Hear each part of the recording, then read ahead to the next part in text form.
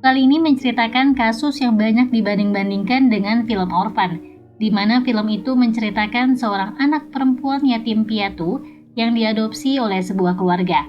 Namun keluarga tersebut tidak menyadari bahwa anak itu membawa malapetaka pada keluarga mereka.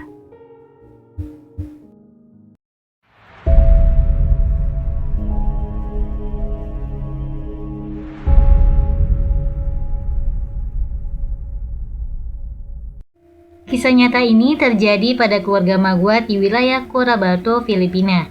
Keluarga Magua dikenal sebagai keluarga yang baik, harmonis, dan juga bahagia. Suami dan istri sama-sama bekerja di dunia pendidikan. Sang ayah yang bernama Cruz Marguat adalah seorang guru, dan sang ibu yang bernama Lovella Orbe Marguat adalah kepala sekolah.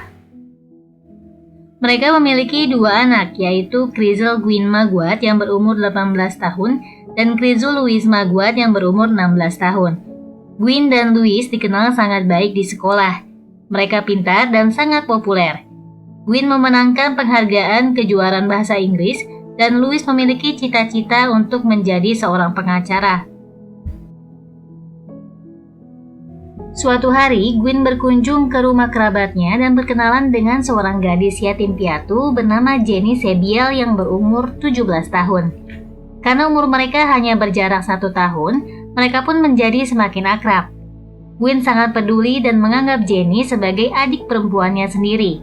Mereka sering menghabiskan waktu bersama dan saling bercerita. Jenny mengaku bahwa dia berasal dari keluarga miskin dan tidak memiliki siapapun.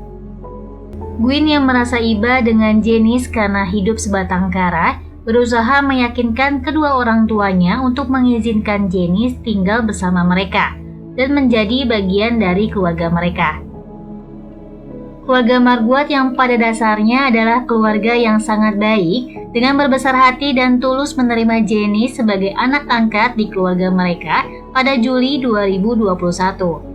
Cruz dan Lovella menganggap Jenny sebagai anaknya sendiri dan tidak pernah membeda-bedakan perlakuan juga kasih sayang yang diberikan antara Jenny dan kedua anak kandungnya, Gwyn dan Louise. Semua kebutuhan Jenny dipenuhi oleh keluarga Marguat. Kasih sayang, pakaian, pendidikan, dan kebutuhan lainnya. Bahkan, Louise rela memberikan kamarnya untuk Jenny. Karena tidak ada kamar lagi, Louise memilih tidur di sofa agar Jenny dapat tidur dengan nyaman. Mereka pun tampak bahagia. Louise juga sering menghabiskan waktu bersama dan bersenang-senang dengan Jenny.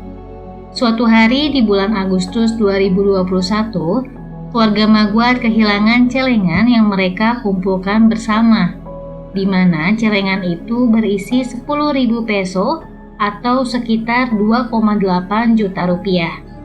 Padahal hanya keluarga Marguat yang mengetahui di mana celengan itu disimpan.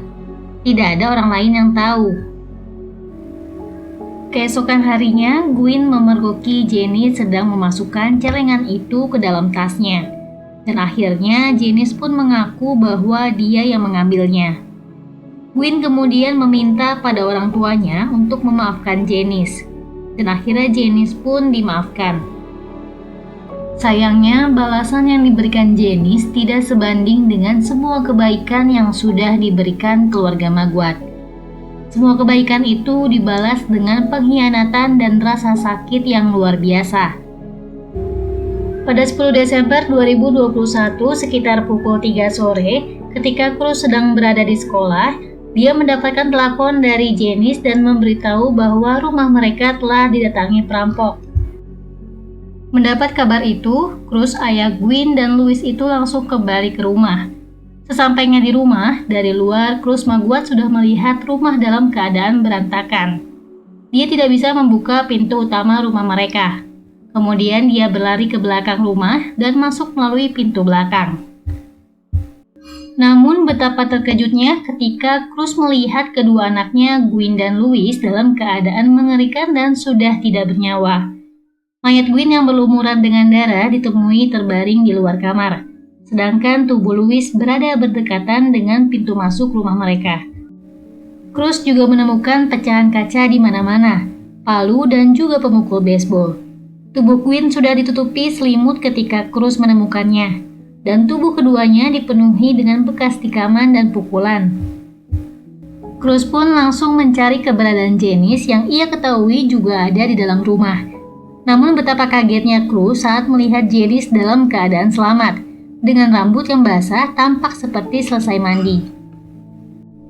Cruz tampak heran dan bertanya-tanya, mengapa dua anaknya meninggal dalam keadaan mengenaskan, sedangkan Janice masih bisa mandi, tidak seperti orang normal lain dalam keadaan panik. Pada Cruz, Janice mengatakan bahwa rumah mereka telah dimasuki 3 pria yang tidak dikenal. Kenapa dirinya bisa selamat? Karena sewaktu pembunuhan terjadi, Janice bersembunyi.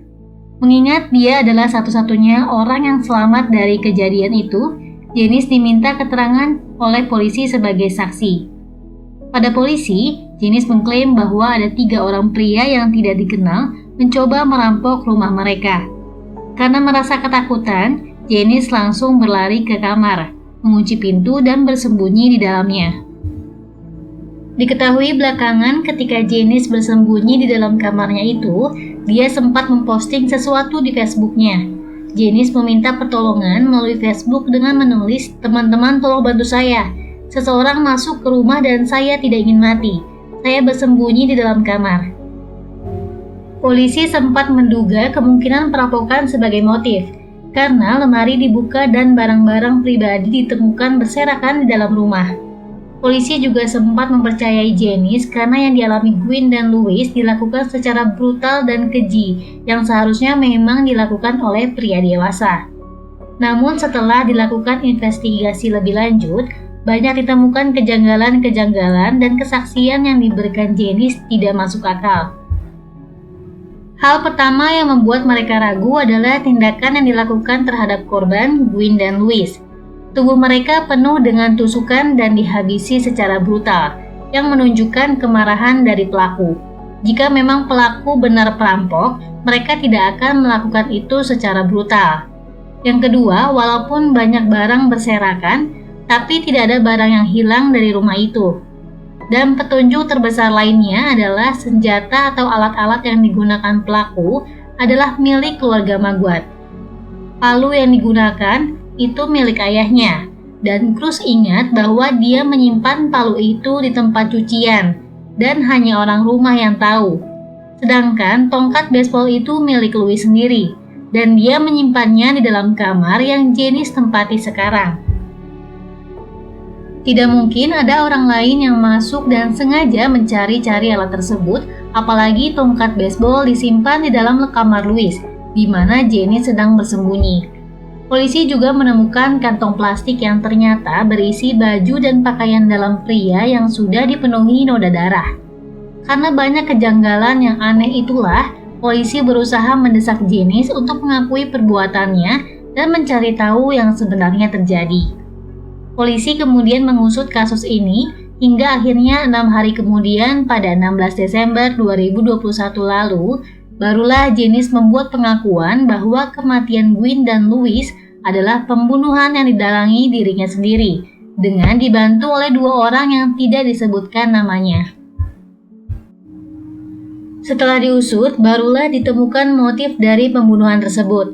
Ternyata motifnya karena Janice cemburu dengan Gwen dan Louis. Janice cemburu karena kasih sayang kedua orang tua angkatnya itu terbagi antara Janice, Gwen, dan Louis. Janice menginginkan semua perhatian dan kasih sayang dari orang tua angkatnya menjadi milik dia sendiri. Info yang paling mengejutkan dari kasus ini ternyata ayah dan ibu Janice yang sebenarnya masih hidup, namun mereka sudah bercerai. Ada pula yang mengatakan orang tua kandung Janice sangat kasar dan tidak bisa merawat anak-anaknya dengan baik karena mereka sangat miskin. Bahkan Janice juga mempunyai 3 saudara kandung yang lain.